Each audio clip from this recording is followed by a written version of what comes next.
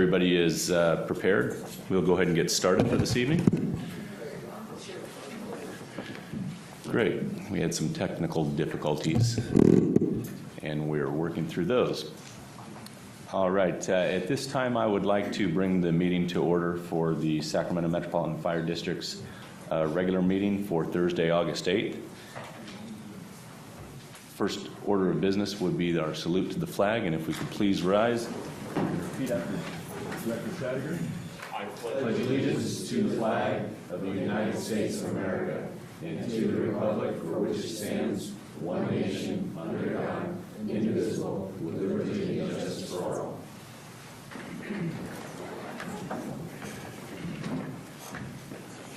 All right. The Metro Cable announcement is as follows. The open session meeting is videotaped for cablecast on Metro Cable 14, replay on Saturday, August 10th, 2013 at 1 p.m. and Monday, August 12th, 2013 at 6 p.m. on Channel 14, webcast at www.sacmetrocabletv or .tv. The open session meetings are also available for viewing on the district website at www.metrofire.ca.gov. All right, next item is public opportunity to discuss matters, including items on or not on the agenda, and I have no speaker slips. Is there anybody to speak? There's no speaker forms, no. All right then. Next item would be the consent agenda. What's your pleasure, group? Second. There's a motion by Director Pearson and a second by Director Scheidegger for approval of the consent agenda. Madam Clerk, will you please call the roll? Directors Monk. Aye. Wood. Aye. Scheidegger. Aye. Orzali. Aye. Clark. Aye. Jones. Aye. Pearson. Aye. Kelly. Director Gould absent. Motion passes. Mr. President, just to let you know, we were going to have legal counsel here on the closed session item. Legal counsel has not arrived. So if it's your pleasure, we could continue with action items until the individual arrives and then adjourn into closed session. That's fine. Let me know when it suits you to move. All right, moving on to our action items. Item number one is the Sacramento Local Agency Formation Commission. And I'm not sure if the group has let their desires be known, but nonetheless, what is your pleasure with this group? Mr. Chair, if I may, I would appreciate board nomination and support to continue my work as one of two special district representatives on Sacramento County LAFCO. I nominate Director Jones. All right. We have a nomination by Director Pearson and a second by Director Wood to nominate Director Jones to continue in her post. Okay, this is nomination. There is an election, all special districts in Sacramento County. We will forward your name to them for that purpose. Thank you, sir. Correct? Is that correct? Correct. All right. And we hope that you're successful and continue to do the wonderful work that you have done at LAFCO. Thank you, Mr. President. Board Clerk, will you please call the roll? Directors Monk. Aye. Wood. Aye. Scheidegger. Aye. Orzali. Aye. Clark. Aye. Jones. Aye. Pearson. Aye. Kelly. Aye. Gould absent. Motion passes. All right. At this time, we could probably recess to closed session. Don't even sit down. Yes, there would be an opportunity. Hold on. There is a second position to be nominated for the alternate. The alternate special district commissioner? Yes. Okay.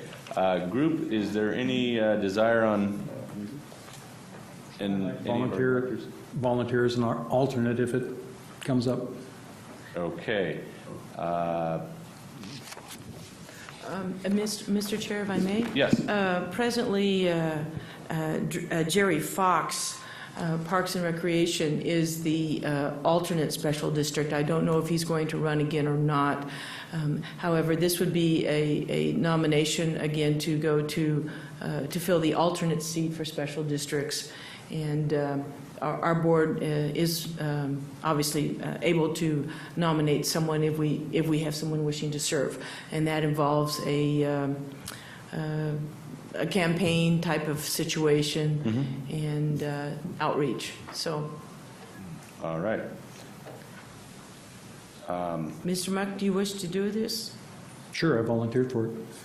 Okay, so you Well, there- volunteered, you want to actually run for that position, or if there's no other parties interested, you're willing to?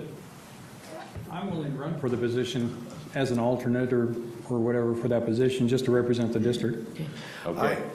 Can I ask? This- Yeah. Can go I ahead. ask a You want to- clarification question? Does that pose a conflict for us? If our incumbent is elected, are they going to allow a second member of our district to serve on that when somebody's absent? Okay. No. Now, excuse me, let me just take a few minutes here because I sense that there's a bit of a disconnect. There are two special district representatives seated at Sacramento County LAFCO. All right, presently it's Ron Greenwood, who's with Carmichael Water, and myself from Metro Fire. There is an alternate that is duly elected in their own stead. There is also an alternate for the public member.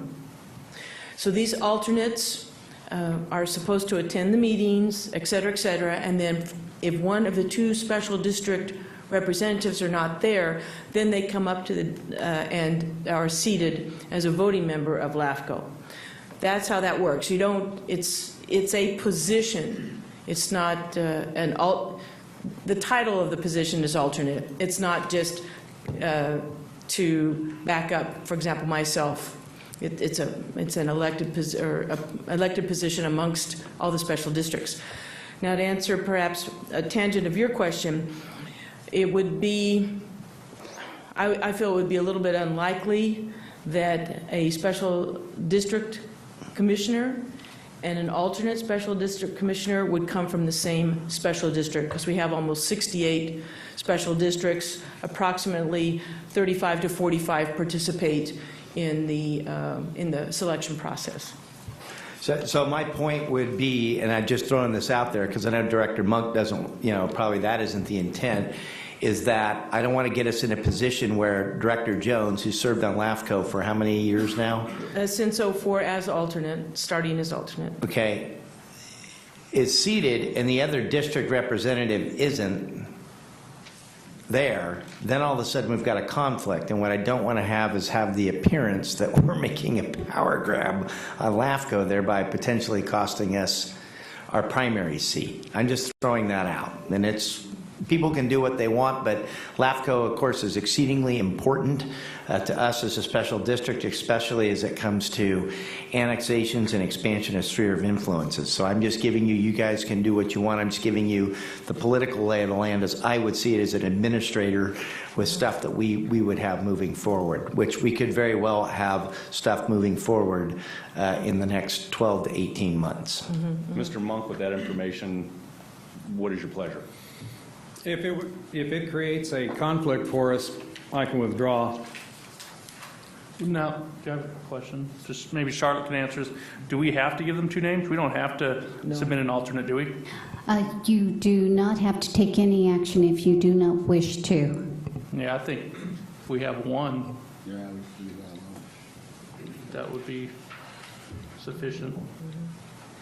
Again, this is an action item. We've taken action on our primary, who is an actual sitting board member. And does the group have a pleasure with the alternate position? I'll make it easy and withdraw the. Okay, then that wraps that issue up. At this time, shall we recess to closed session? Yes. And Mr. Chair, if I could just have 30 seconds for a point of information for all my fellow board members.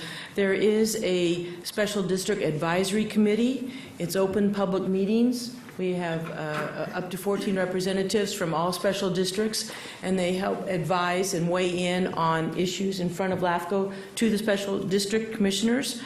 We meet basically quarterly, and so that meeting is a public meeting, and any director is more than welcome to come and participate in that. Thank you.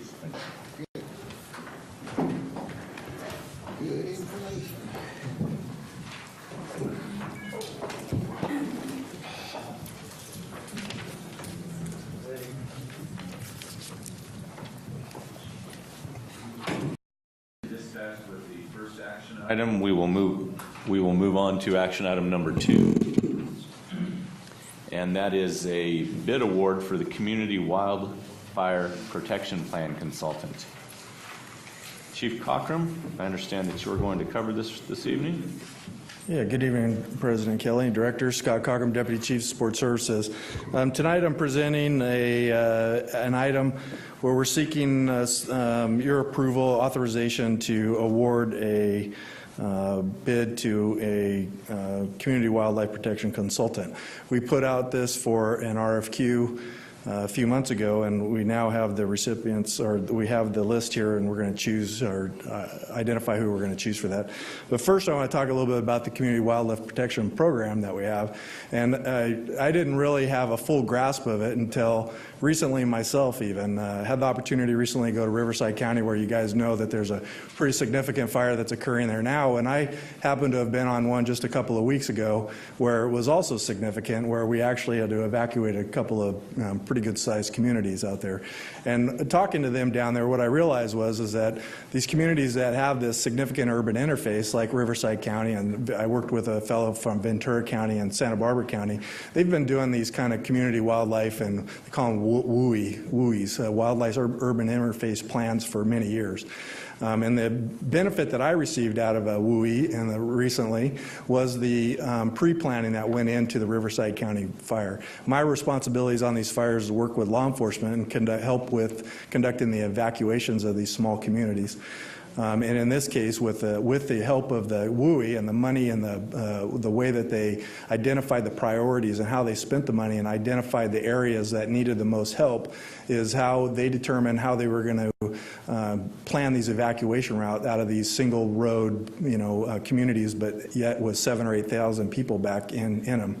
And the advantage that we had is that the Riverside County's Office of Emergency Services had a significant plan on that they'd been working on for 5 or 6 years, that aided us into being able to evacuate several thousand people in a day, and then repopulate a few days later, and actually have them still satisfied that their public service was doing the best for them. So, tonight we're going to do a presentation on this. I think Chief Hinkie might have some discussion on this issue also. Yeah, I would just add, if you read the editorial today with Skimpy, Local Support Parkway is set to go up in smoke by the Sacramento Bee Editorial Board. And it's about the American River Parkway and the fires that we've had down there. And it just seems kind of coincidental that here we go on this major grant program for this planning to help do with hazard reduction and that. And it strikes me in a conversation that I had with Fire Chief Ray Jones 2 days ago that this is going to play directly into helping be part of the solution to that problem that the bee so eloquently addressed, and that a lot of the conservationists who have important and valid concerns about the ecosystem down in there and how we protect that moving into the future, that they realize too that it's going to be a combination of working with the fire service, the parks, and that. So this goes to that end as part of it, putting these plans together. That definitely will end up being one of the areas. And as we start this process with Metro Fire in our boundaries, the intent has always been to expand it county-wide. So I just thought today it was interesting that we were coming to you this evening, and it addresses the point that the Sacramento Bee made this morning in its editorial. And that concludes my comments, and I'd be happy to turn it over. Okay, so on July 12, 2013, the Sacramento Metropolitan Fire District released a request for qualifications, asking qualified and experienced consultants to prepare a fully integrated wildland urban interface WUI analysis report to district-wide community wildland fire protection plan for community risk reduction. The RFQ was posted on the district website on July 12, 2013 through the 29th. A notification was published in Sacramento Bee on the 14th and again on the 21st of July. Interested parties were requested to submit their bids to the board clerk no later than June 29, 2013. 3 companies submitted sealed bids, and the bids were open in public forum on July 30, 2013. The 3 bids were from TSS Consultants at $199,601, Dudick at $406,420, and Ascent Environmental at $625,515. Just to kind of touch bases on exactly what it is that they're accomplishing for us. They basically go out, they have, the companies have experience in developing a WUI and looking at the different areas within our county. They look at generally every area within our county to establish priorities for us on which ones are the most performant or most important. They do some GIS and environmental consequence maps for us, and they just help us identify the areas of concern that we have. In addition, what we do is we do a lot of public outreach. We will work with foundations like the American River Foundation on some of the more important environmental opportunities exist out there in the American River area on how exactly the best mitigation that is performed. They also have a lot of community outreach and web portal design, and we actually have a member of the company that we are asking you to approve tonight in the audience, so they'll be able to answer any additional questions on that. But we ended up with that. We had 8 people that sat down and evaluated the 3 different proposals that were presented based on the criteria of the RFQ that we have established, and they all gave it a grade point average on that. So in this case, the company that came out with the highest points on that was Ascent for $625,515. And parts of the reason is that they were really the company that was the most responsive on all the areas. So most of the companies out there weren't responsive in all the criteria areas, and Ascent was pretty good about providing not only us what it was that they were going to take care of one of the criteria areas, but they gave an explanation of exactly how they were going to accomplish that, and that they had the techniques and tools and were prepared to do that. So again, what we're asking for is to approve Ascent Environmental for $625,515. Any questions? All right, group, you've heard the Curtis. report. This seems to be covered by fire prevention and safety grants. Questions by any board members? Yes, thank you. Chief Cockrum, I like the program. I'm in support of it, but I guess I'm just having a hard time in reviewing the package that we got and understanding the difference between the number 1 and the number 2 bid, $200,000. Right. And can you just give me a couple of words on how it's worth the difference?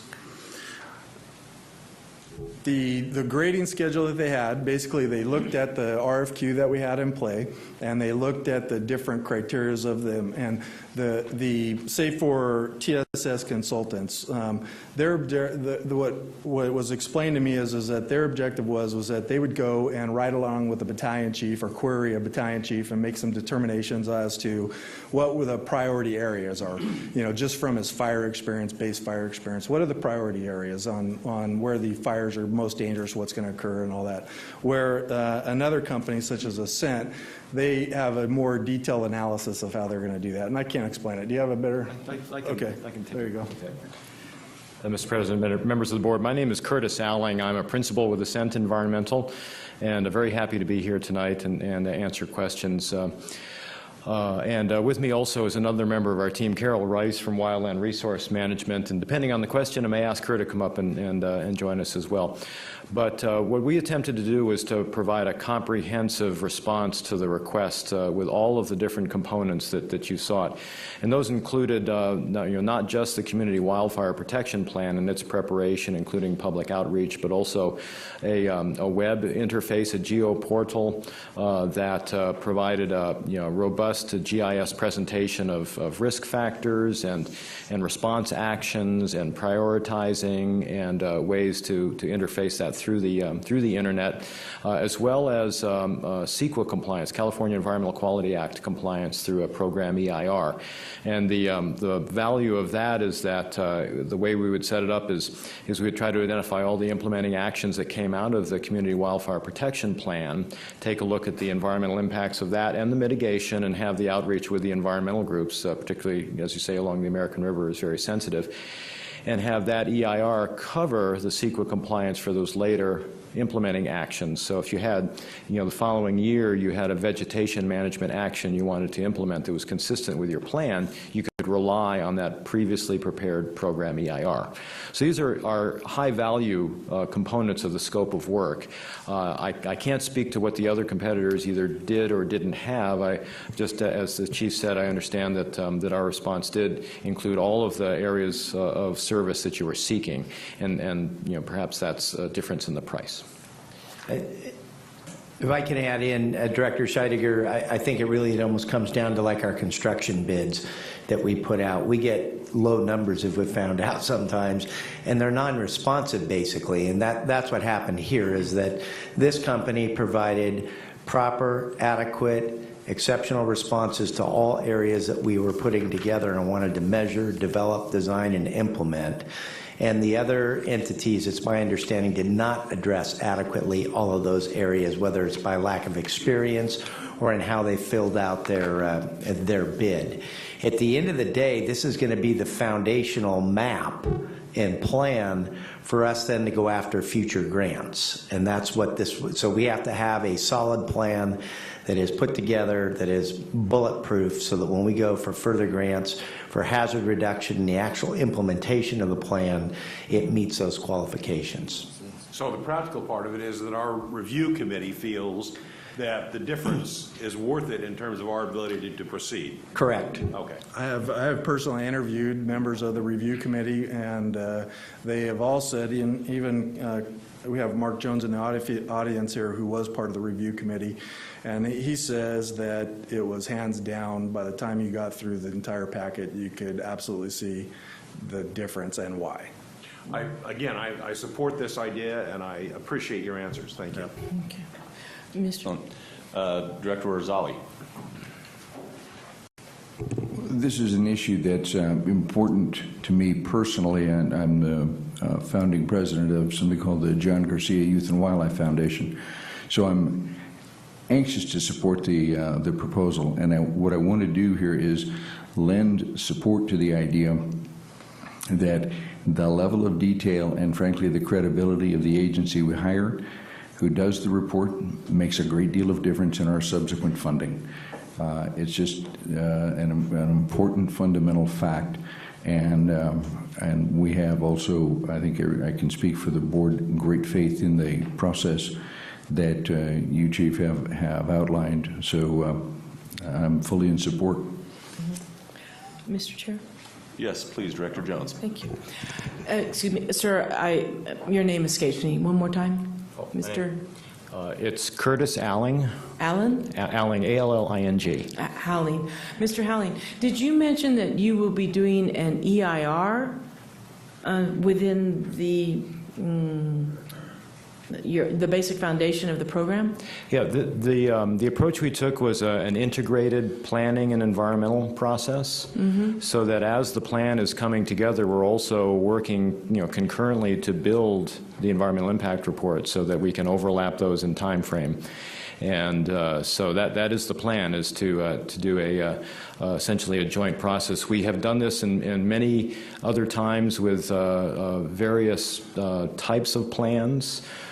State park general plans, land management plans for the California Department of Fish and Wildlife. Okay. And so, the idea is to integrate it, to have it to happen much on overlapping time frame and be efficient that way as well. And this is county-wide, or actually it's district-wide, correct? All right. Then I would I can support this foundation-wise, setting the framework, etc. I would also like at the appropriate point in the development of this plan and potential comments and so on.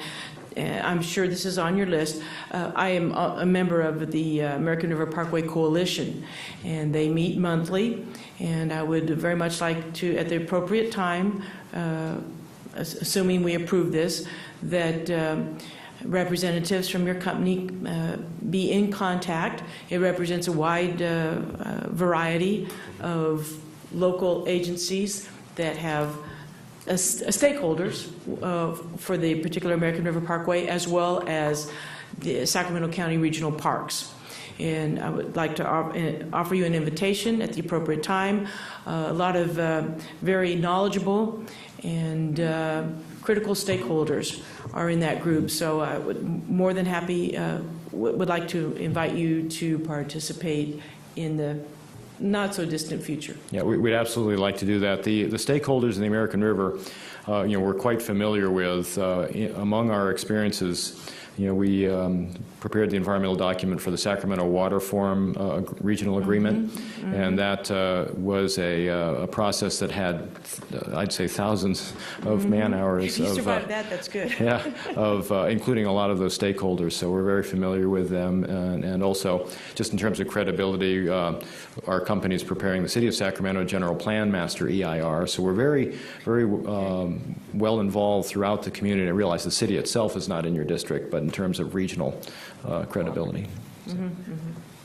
Director Wood, you have Yeah, this is more for Chief Cockrum. Chief, I have two questions. The first, is the entire cost of this award going to be covered by the FP&S grant? And second, you expressed your experience in Riverside County and the program that the county there had in place. Is there anything in what we're doing now that's redundant with something Sacramento County has done, is doing? And if not, is this something we should get them in or could get them in and help defer any costs that may not be covered by the grant? The entire proposal is covered by the grant, which also includes the use of our senior public ed technicians, 2 of them, and their salaries. So yes, this in totality, as well as those fees. And the second part of the question, I don't really have the answer to that. I apologize. In regards to, is anybody else doing this, similar work, this WUI study? Yeah. No, Yeah, no. not in Sacramento County. Is there a plan to get them involved? Yes. Our plan, and I mean to be short on that, but the plan here is to, sometimes when we try to work with our other partners, it's hard to get a grant through because you don't get information from them. So what we did is we said we will take our district, we will apply for the planning grant, which we got. We will put a solid plan together for our district, which of course is 417 square miles in Sacramento County. And then the plan, as I talked to Chief Jones yesterday or 2 days ago, would be once we have a solid plan in place is to then go ahead and expand it through all the fire agencies in Sacramento County. And would there be an interface with law enforcement as well? We have not discussed an interface with law enforcement on that. We do have the county park people that would be part of the, they have the county parks law enforcement, so they would be somebody that would be included in this, along with the part of the foundation, the American River Foundation, and the other foundations that are down there. Any other questions on this issue? Terry, did you have more? No, I was going to make a motion. We approve the resolution. Motion by Director Wood, second by Director Clark. Board Clerk, will you please call the roll? Director Monk. Aye. Wood. Aye. Scheidegger. Aye. Barzali. Aye. Clark. Jones. Pearson. Aye. Kelly. Aye. Director Gould absent. Motion passes. All right. Finance Director. All right, we have reserve funding policy. This is something that's been anticipated and discussed at the policy committee, and now it is in front of the full board. Yes, thank you, Directors. Rhonda McFarland, Chief Financial Officer. This policy actually started with the Finance Committee, so I've had a lot of help putting this together, and it's a very important policy to lay the foundation for the financial sustainability of our organization. And the scope of this policy covers all of our reserves. It covers, we have 3 categories that were basically aligned with the Governmental Accounting Standard Board Fund Balance Reporting number 54. They made definitions, and we have organized the policy around the categories that they use: the unassigned fund balance, the committed fund balance, the restricted reserves. And so within those, we did a recap of everything that's in the policy on Appendix 1, showing that we are setting up targets, both minimums and maximums, the minimum being the amount that we recommend to at least have on hand at any given time, and the maximum, as a clear signal that there's a specific need for these, and it's aligned with that maximum that we would not want to have more funding than absolutely necessary. I will say that in many of these categories, we do not meet the minimum, and it will be the concept is incrementally as our finances improve, we will work towards having at least the minimum, but it is not something that's going to happen overnight. I can tell you just the work that was done on the preliminary budget, it was very difficult to balance the budget, and but we did have pretty good results from 13. And in fact, the numbers that I have on this for our operating reserves, based on this being done before the financials were the interim financials were complete, the operating reserve is actually currently $17.6 million on a modified accrual basis, which our finance committee learned all about earlier today when we had a discussion on that. One of the things that the committees and management felt was important was to give this board flexibility on building these reserves, and that's why there's no specific dates in here, because it was very important that the board consider this as we do our budget process each year, and our mid-year as well, because we have certain service levels that we want to maintain, and we would not want to put an arbitrary date when, in fact, there may be a higher use for some funds based on the service level requirements for our agency and our community that we serve. I will point out on page 9, where we have a section called Transition to Target Reserve Amounts, and that's where we indicate that there'll be initially any amounts remaining after the close of a fiscal year would be designated as part of the general operating reserves, and then during the budget process, the board would then reclassify them as appropriate. We also emphasize that we have current obligations, and certainly there's been a lot of sacrifices by our employees during this recession over the last 5 years, and it's not intended to put an obstacle into being fair to our employees. So I know that you had a chance to read this ahead of time. I don't know if you want me to go through all the various types of reserves that's covered here, or you want to just ask specific questions, because I can talk more, or I can just address specifics that you have. I know I did get feedback from Director Rosali, and a suggestion that a valid suggestion for the appendix would be he was looking for a column where we could indicate what percentage we currently have towards the minimum and the maximum, and I'm more than happy to do something like that so we can indicate this. Generally, these policies are designed to I don't know how I want to say it, that you don't want to put things in there that change, that they are kind of standard. Yet I did add this appendix because there were so many categories and I thought it was getting confusing, and I indicated in the end of the policy on page 11 that this portion of it we'll consider dynamic and will be adjusted when obligations and resources available change over time.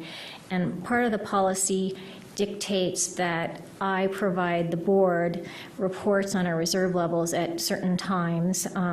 For example, during the budget process, if we've had a new valuation done, since some of these reserves have to do with our self-insurance reserves for workers' compensation, and we also address our post-retirement medical reserves, even though we do have those in a separate trust, and we do indicate as such on here.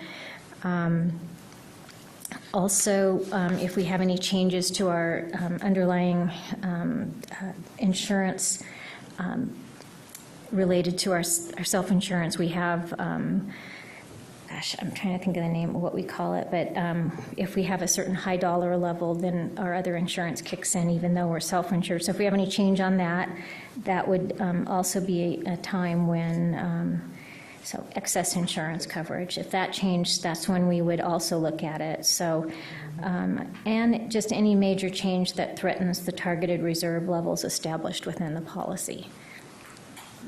All right. Director Pearson. Yeah, the policy committee looked at this, and I just wanted to thank the finance department and their hard work on this, bringing it together. I think it adds some transparency that we need, and it gives us clearly defined goals and clearly shows where our money's at, and that's, you know, public agency, that's a pretty good thing to be able to show people where your money's at and where it's going. So I just wanted to thank her and say that, you know, we did look at this and we moved it forward to for your support today. Anybody else have questions? Director Scheidegger? Not so much a question as a comment. Echoing Director Pearson, this proposal has been well vetted to the Finance and Audit Committee as well as the Policy Committee, and we have had a chance to have input. I think it's a good idea. It's good business for us, and I'd like to move that we adopt the policy. I'll second it. Motion by Question. Director Scheidegger. Mr. President, I still have a question.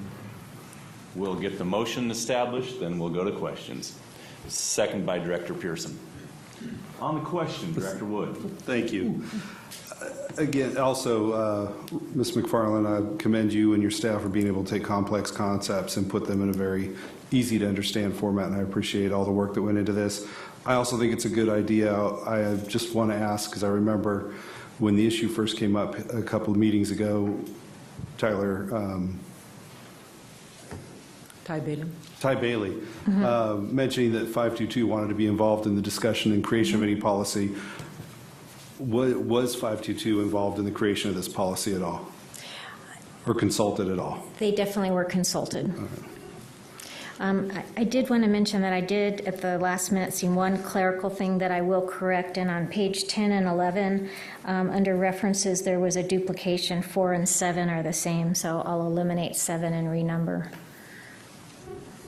No, Good point. good catch. Any other questions? If I could, I think it's an excellent document. Your division, your department did a fine job on it. I'm wondering, does this necessitate for each of our funds to create a new account under each of those funds that will be used for that reserve? No. No. All those reserves will go someplace else and be earmarked. No, they're within the different funds. In fact, the 3 places that they are the general fund, the capital facilities fund, and the trust fund. And it's more than just an account that we add and subtract to. It's more or less an analysis that we do, because any given time, say for example in the general fund, the unassigned operating reserves, we have cash balances, but we also have commitments. So we look at, you know, the cash less any future commitments to come up with what is the unassigned fund balance operating reserves. So we would be doing an analysis periodically on those times that we discussed, or as requested by the Finance Committee or the board. And it's more or less an analysis as to what we have available. Thank you. Thank you. Well, we've got a motion and a second. If there are no further questions, Board Clerk, will you please call the roll? Directors Monk. Aye. Wood. Aye. Scheidegger. Aye. Barzali. Aye. Clark. Aye. Jones. Aye. Pearson. Aye. Kelly. Aye. Director Gould absent. Motion passes. All right. Thank you. Thank you. That concludes our action items, and we will move on to presentation items at this time. Mr. Hackelman and Mr. Roseberry on the next level IT assessment. Good evening, Board of Directors. Matt Roseberry, Director of IT. We had a discussion at the senior level to bring in a third-party consultant to come and perform an assessment of our IT division. So we wanted to get an unbiased opinion to where we sit technology-wise, do a review of our current policies, procedures, staff levels, And also, in addition to that, we wanted them to come in and take a look at our technology roadmap to see where we are and to kind of assure us that we're on the right path. So with that, I'll let Terry Hackelman come from Next Level and give you a synopsis of his report.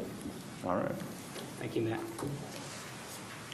Thank you for the opportunity to present today. Terry Hackelman, Managing Principal in Next Level Information Technology.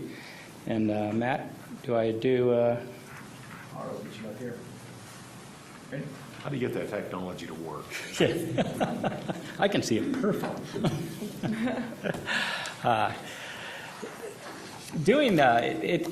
It takes a lot for an agency to bring in an organization like ours to really look at your IT infrastructure, how you're managing it. I mean, so much of your data, so much of your operations is impacted by all this technology that you're managing and all these servers. And I would like to, right up front, commend the staff. They were very open. They were very transparent. We asked difficult questions. They didn't dodge the questions. I think what we got was a report that really reflects how you stand today. So I'm going to talk through this. The report itself is pretty comprehensive, so I'm going to hit it at a pretty high level. Slow me down if I skip over something. If you have some questions, by all means, I want to be able to address those. But recognizing time, I'll try to kind of move through this briskly.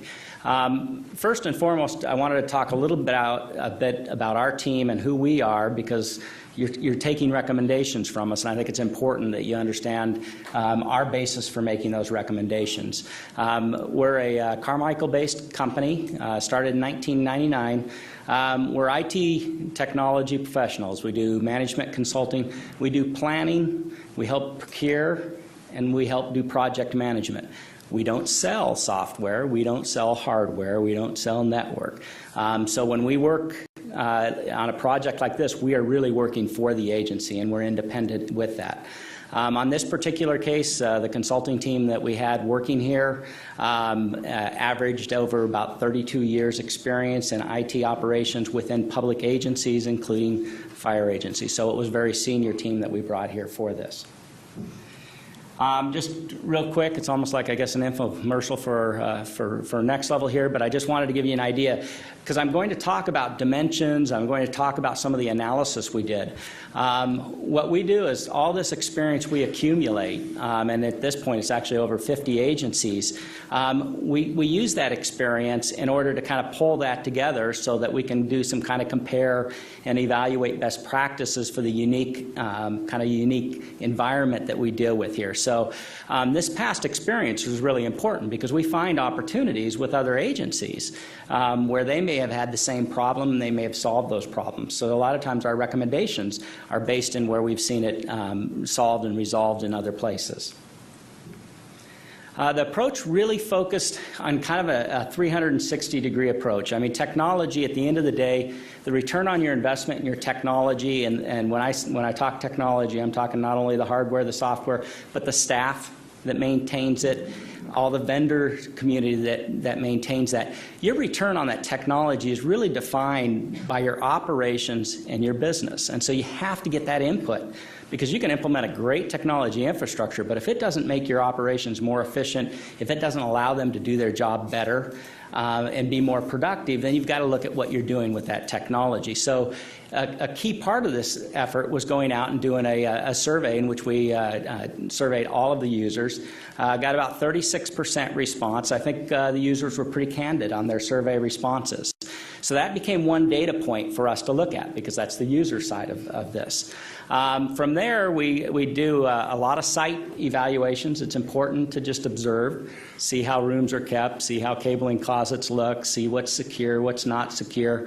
So we toured through the facility itself. And then we got into really getting hands-on and face-to-face interviews with the deputy chief, as well as individually with each of the IT staff, the 7 IT staff that the district has supporting that. And then on top of that, we're asking for a lot of documentation. Matt produced a lot of documentation for us. We want budgets, we want policies, we want inventories, we want maintenance contracts. We want to see all that information. When you pull all that together, it really gives you a real solid foundation for how you can view an organization and see where an organization's strong and maybe see where an organization needs a little bit more work. And then we kind of put all that together in a report. We sit down with the staff, we present our report. There are questions come out of that. If we have to do any further research and analysis, we do that. And then we get to the point where we're at today, where we've got a published report and we're presenting it to you today. So it's a lengthy process, a highly interactive process with the staff. So when you kind of sum it up, and there's 75 recommendations that come out in this report. Some are pretty small, some are things that are going to take a little more effort and a little bit of time. There's some real good news. You've got a secure, reliable environment in place today. You've got, in our opinion, you've got a technology staff that's got loyal, focused, and some real technology talent there. You'll see we make some recommendations for helping enhance some of their background there. On the surface, at our level of analysis, we think the IT budget and the number of people dedicated to it right now for that scope of service, it compares out well to peer agencies. So we really think that you've got the right budget. Now, that's not to say that 3-4 years from now, that's going to, I mean, the way you continue to adopt technology is going to impact that. But right now, we think you're pretty well right-sized. And so you didn't see a lot of recommendations saying add more people. A lot of the recommendations were refining processes, getting some training and investing in some of your current technology as well as some of your current staff. But there are areas for improvement. One of the things that became very apparent in the user survey was related to your network performance of the users. And that tended to bleed over almost across the survey because sometimes if the network's not performing well, that means the business technology is not performing well. Well, as you kind of pull that across, what happens is you got to kind of isolate where the real issues are. And so our recommendations are kind of focused on, all right, take care of the first issues, and then you might be surprised how some of these other user issues kind of disappear because people think it's an application. The application isn't, Firehouse isn't performing well. Well, it may not be a Firehouse issue. It actually may be related to the way that application's being rendered over the network itself. We made some recommendations on the network, and you're in process, moving very aggressively with I think, a very attractive, and I think your staff did a great job in negotiating a very attractive agreement with Comcast there. We also talk a little bit about the equipment out there, and you'll see as we make some of the recommendations, it's important to be proactive. Doesn't mean you have to be out on the bleeding edge when it comes to desktops, network equipment, but that equipment ages, and the applications get more and more mature, and you have to kind of plan and proactively refresh that environment in order to keep a service level out. So we made some recommendations in that area as well. So kind of pulling all this together, we really look at 7 dimensions, and I could talk a long time about these, so I'm going to move through them pretty quickly. But in our opinion, in our experience, if you evaluate an organization on these 7 dimensions, and if they do it well, we really think they're a best practice organization. And so we use this spider web chart with the idea is you want every one of these dimensions to be scoring within the best practice or as close as possible. And so what I'm going to do is I'm going to walk around that starting kind of at 1 o'clock on governance. What we look for in governance is what are your processes and your methods to make sure that your IT resources, that's people, that's equipment, that's investment, what are you doing to make sure that that stays aligned to the priorities of operations and business? And what we found is that that's kind of an informal process here. And so we're making recommendations that formalize that process, increase the transparency of how decisions are made on where people are spending their time. It's really important for the technology people to get the guidance and focus because they've got a big list of items that they do. If you leave it up to them to pick, they'll be right a lot of times, but sometimes they may miss that. We really look for an organization to have those priorities at a high level established so that you make sure you're addressing what's most important to the organization.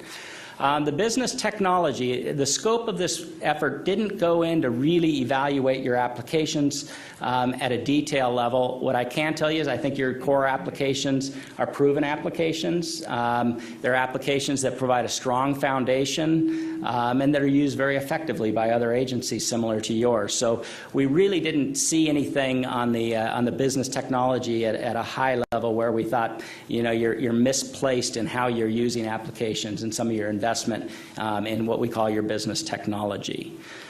Service delivery has some challenges, and we identified some recommendations in the service delivery, and that's really focused on how does the IT division maintain the network, be responsive to users, and address user issues on kind of a day in and day out? How do you take those help desk calls? How quickly do you respond to those? And one of the things we really stressed in our report is the need to establish what we call an IT service catalog.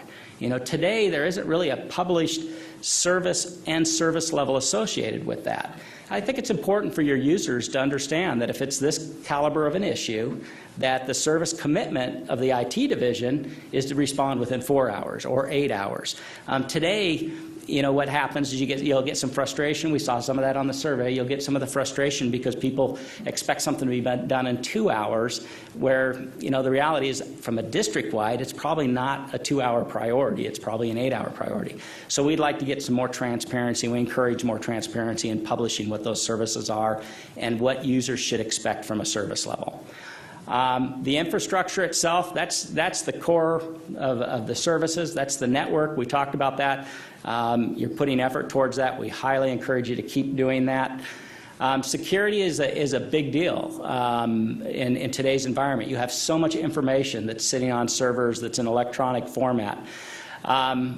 We didn't see anything within your security posture that was a red flag or concerned us, but we do have a couple recommendations going forward. We think it's important that on a periodic basis that you have an external security company come in and actually do, some people call it ethical hacking, some people call it intrusion, but it's good for people to go through your wireless networks. Can they break into your network with the tools that the people out on the web might use to actually penetrate your network? So it's good to have that outside. As much as your staff tries to stay trained up on it, that security side, that moves very quickly, and it's nice to have an expert where that's all they do, evaluate your posture there.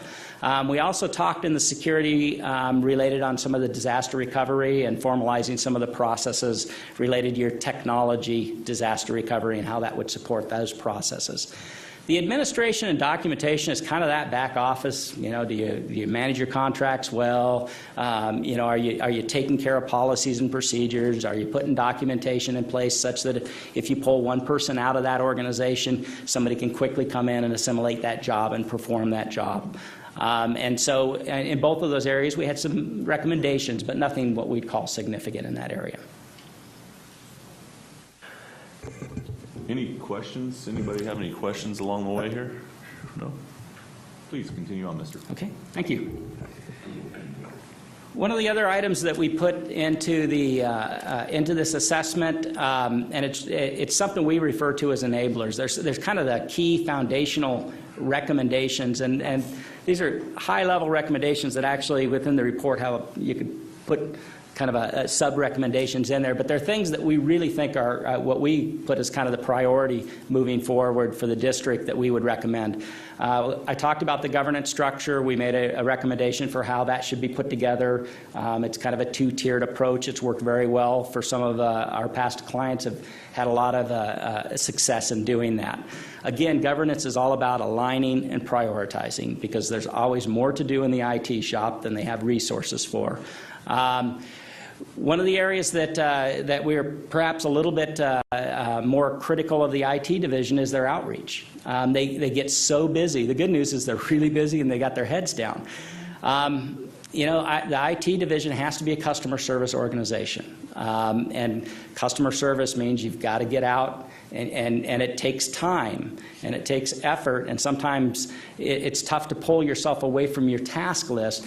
But we made some recommendations about getting out with the users a little bit more active, getting to know that environment a little bit better, and creating some communication and forums to kind of help improve that, because then you'll identify issues much, much quicker, and you can help educate the users. So that's an important kind of change in the way they're operating today.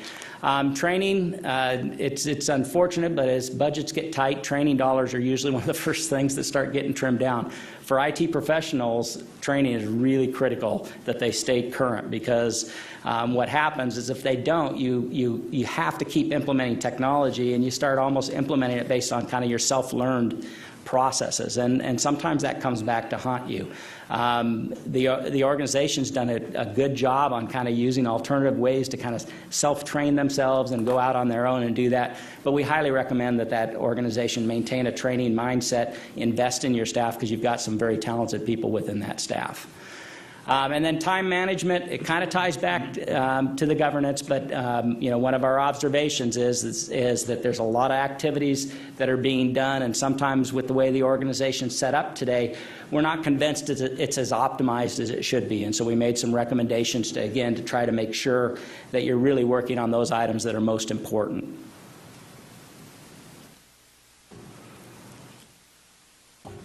I went through a lot of detail pretty quickly, but any questions? I'd just like to add one thing before questions from the board. This really goes in line with our bringing in outside consultants to look at the different divisions. We did this with the finance division with the Statler report. We've gone through and been able to rebuild the different divisions, and one that we really take for granted every day and don't pay a lot of attention to is the IT division. We deal with it every day. I don't think we think about it. And Matt has done just a tremendous job with his staff. And Next Level has done a great job in identifying steps that we already took in this year's budget that you approved in regards to increasing our speed to our fire stations by 100 times the speed they had before, so that these officers in some cases were waiting 25 and 30, 40 minutes to be able to gain access to the system to do reports. And that clearly in and of itself is a huge efficiency tool that we've been able to help. So I think this just continues to go on with the direction of the board and of the management team of trying to get more efficiencies and throw support behind each of our divisions. All right. Any questions of directors? Well, no, you paid our IT staff a wonderful compliment, I thought, and it's nice to know that IT is one other department that is high performing at this district. All right, then. Thank you very much for your presentation, Thank Mr. you for your Halpeman, time. and for your firm's in-depth analysis of our IT division. All right. Thank you. All right. Next item.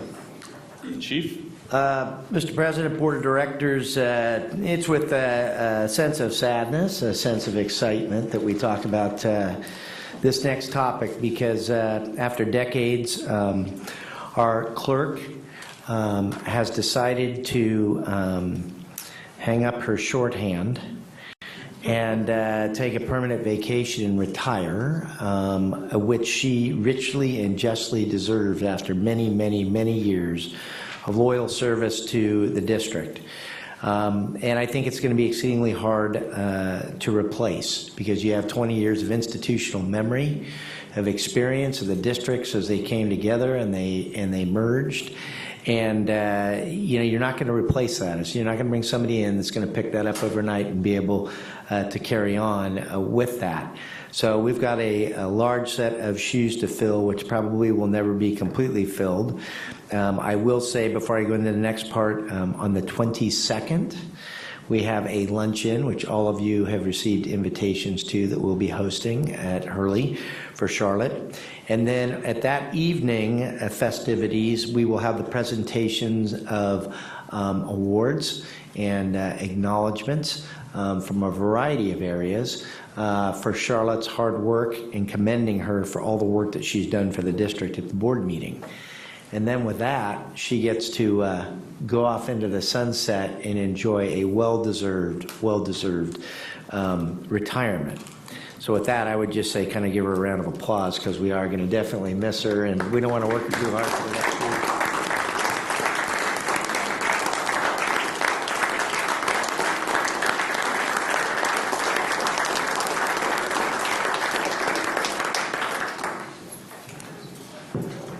All righty. In a attempt, however, to fill those shoes, we've taken, as the management team, a couple actions that we had to take in a fairly timely manner. First, we have assigned Melissa Pania, who you all know out of HR, to work with Charlotte on a daily basis for 4 hours in the afternoon to help try to absorb as much of the operations and institutional information that she can to carry it on as the internal person on a move-forward basis and provide us that ability to gather as much as that as possible. So Melissa's kind of the person that's collecting all of that and working very, very diligently with Charlotte. But moving forward, there's a desire to take a look at job descriptions on behalf of the board. What does the clerk's position look like in the future? What is the structure of that position? How does it work? And I know that the board, I believe, is working with general counsel about what those job descriptions are. And Charlotte and I and Mark Wells had talked about that a couple months ago, about what's that look like? What's the new evolution going to be? And so as we go through that process, it's not going to be something that happens overnight. It's not my feeling that we have anybody internally at the moment to be able to step in and carry on the clerk's duties for a temporary basis of the 4 to 6 months that I estimate it's going to take to follow up at the board's direction on creating those job descriptions, then doing a recruitment both internally and externally, and then hiring somebody and bringing them on board. So I asked the HR division to reach out and, as I like to refer to it, as rented an executive program. It's where all executives at different levels go when they retire if they want to continue to have work. And you get a lot of valuable experience, and both Chief Wells, I believe, and myself, I can't remember, was it Wells or Cochran? Cochran, thank you for waving your hand on the back. It's been a long week. We interviewed a candidate approximately a week ago who comes with a wealth of experience from cities such as Berkeley, Walnut Creek, has district experience, is retired, and we think is going to provide two services: a good temporary clerk for the board of directors, and even more importantly, has a dearth of experience in a bunch of different environments that could help as a consultant on where we intend to go in the future. And that's what really came highly recommended by several individuals. One who I actually recognize as a city manager, retired city manager, who is beyond reproach. He went in and turned around the city of Richmond when they were having struggles. He's done turnarounds in Vallejo and some variety of tough areas, Contra Costa County, way back in the day as a county administrator.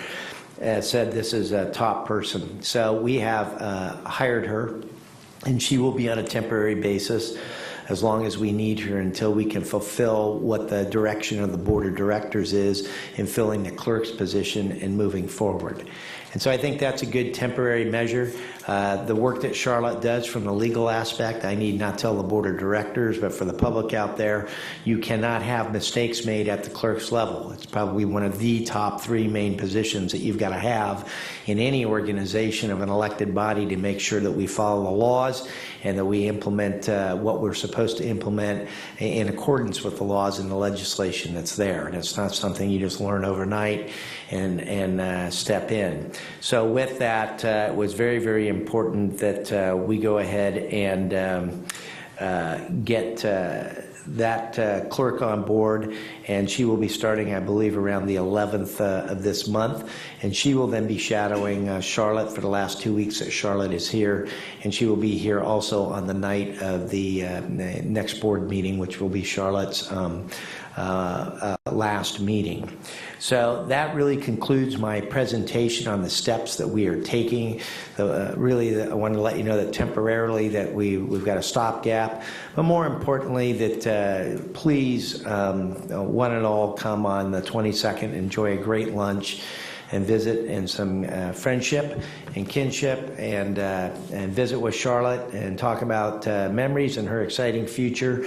And then, of course, that evening you'll all be here for the festivities. And with that, that concludes my remarks. Thank you. I'd be happy to answer any questions. All right. Chief, location on that once again? I thought you said Hurley. Reno. Where am I? It will be here. And in fact, I believe we are coming down to our last 1 or 2 meetings here because we will be moving to our new boardroom, which is within a matter of weeks of being finished. The luncheon will be here? The luncheon will be at Armstrong. Okay, thank you. We can't go to Hurley unless you want to get a ticket from the Sheriff's Department or get a handicap sticker. Thank you. Or bring enough for them. Thank you. Again, Charlotte, I think I speak for everybody, and I certainly don't mean to speak for anybody. We love you, Charlotte, and we will miss you. The feeling is mutual. Thank you. Matt? I have a technical question. I understand that you say Chief, you said you've hired somebody to fill in that position on a temporary basis. From a legal perspective, and Mr. Lava, you can answer that for us, is it appropriate to be using temporary personnel as a legal secretary in our form? Yeah, there's nothing that would prohibit by law in a temporary interim person to take that position to conduct those duties. Okay. And you've all got an email. I would encourage you to respond to Ms. Briggs, RSVP to Brenda Briggs. And, well, under President's Report, moving the agenda, we have the President's Report. And I would encourage you also to look in your envelope. And if you haven't decided which date works for you for a Board of Directors group photo, please determine which date works for you and respond to our board clerk immediately. All right. Well, we have to decide tonight? That's immediately.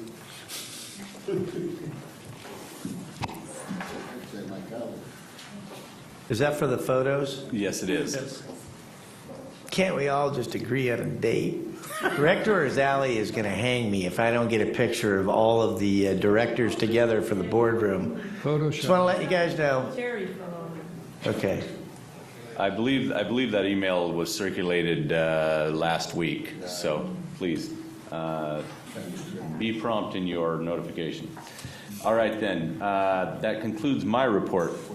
Fire Chief's report. In the essence of time, I'm just going to congratulate the firefighter Casey Peterson, 22 years of service, effective August 1st. And effective August 1st, Meta Angeles, accounting specialist who's here, was promoted to accounting specialist in finance, has done a great job for us.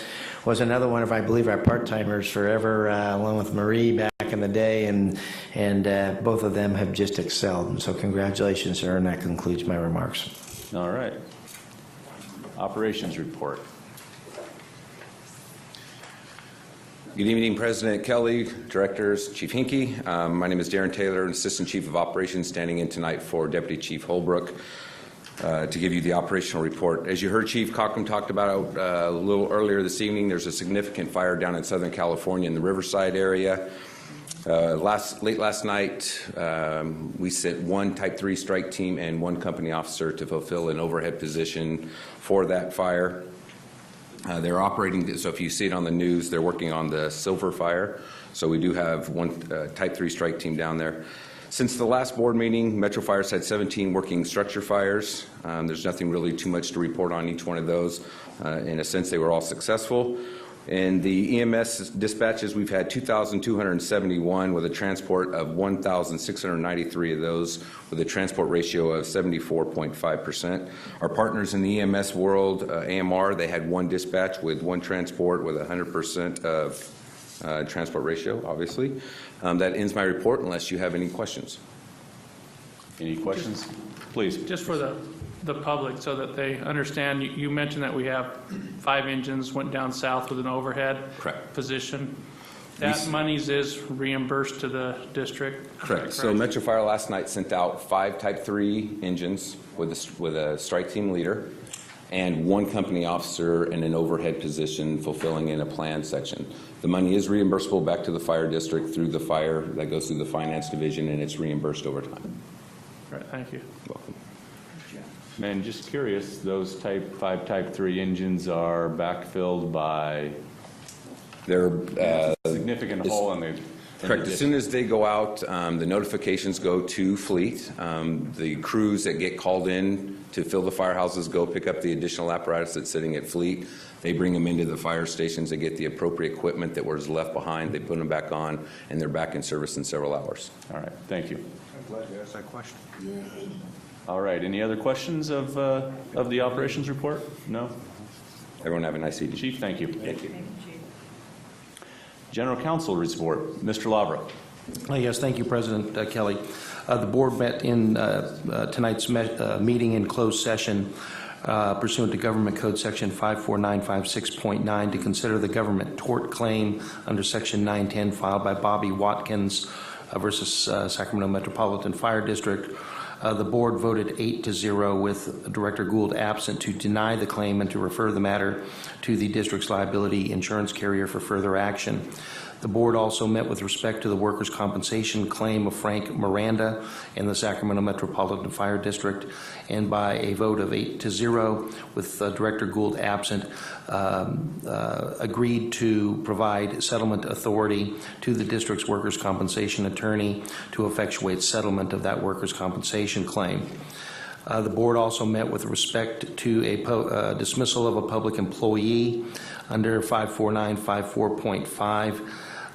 No action was taken, and met on a personnel issue under Government Code Section 54957B. No action was taken, and I have no further report. Thank you, Mr. Lavra. Moving on, is there a Local 522 representative? Please come forward. How are you tonight? Good evening, Mike McGoldrick, Director, Local 522. The report tonight will be very brief. As of recently, we have been working with Human Resources and Administration excuse me, to clean up and clarify some language in our MOU due to multiple revisions over the last few contract extensions. Those have been very successful at this point, and we continue on looking forward to working with the district on those items. That is all. Any questions of Mr. McGoldrick? No? Thank you. Have a nice evening. Thank you, Captain. All right, then. Committee and delegate reports. Executive Committee, we have no meetings scheduled or a need for a meeting. Communications Center, JPA, Chief Cockrum. The California Fire and Rescue Training, JPA, I can report that we have a meeting scheduled for September 4th. All right, then, Finance Committee, Director Scheidiger. Thank you, Mr. President. The newly named Finance and Audit Committee met tonight. And rather than going over all the detail, I'll just say that we got a very good report on the status of last fiscal year.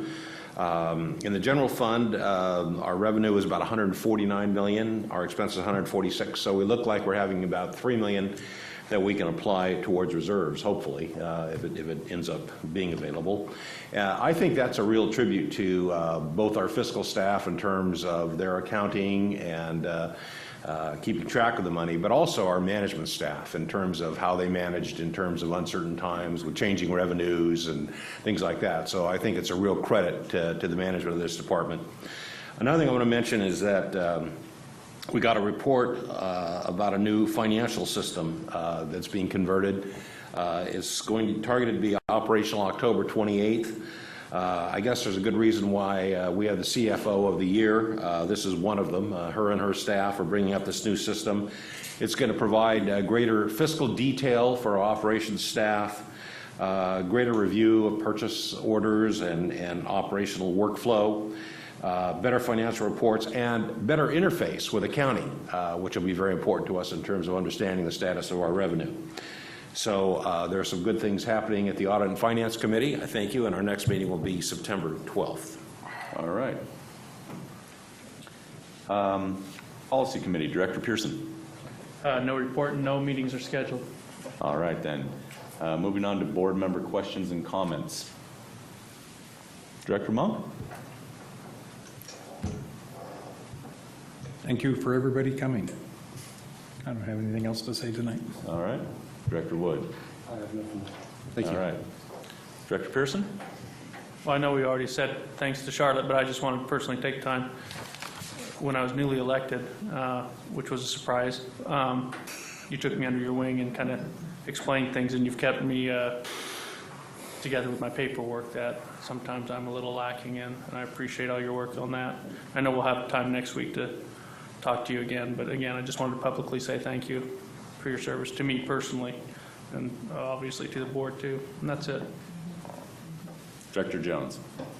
I also would like to say thank you to Ms. Charlotte Tilson, our board clerk. Whatever the question, you come up with the answers. And ever since the inception of Metro Fire, we've been working together, and I appreciate your continued support throughout those years. Thank you very much. Director Clark? All I have to say is Charlotte is, she's just irreplaceable. That's all I can say tonight. And like in the next couple of weeks, where we'll have plenty of time to talk about all your accomplishments and how much we appreciate you. Thank you very much. Director Scheidegger? Again, echoing out the other comments, Charlotte, you are irreplaceable, and on a personal note, I know that coming in here would have been much, much tougher had it not been for you, so thank you. Also, I'm real happy about the reserve policy. Again, it's an important step for this department, and the new finance system, financial review system is going to be, a reporting system is going to be very important to us, so thank you again. All right. Director Rosali?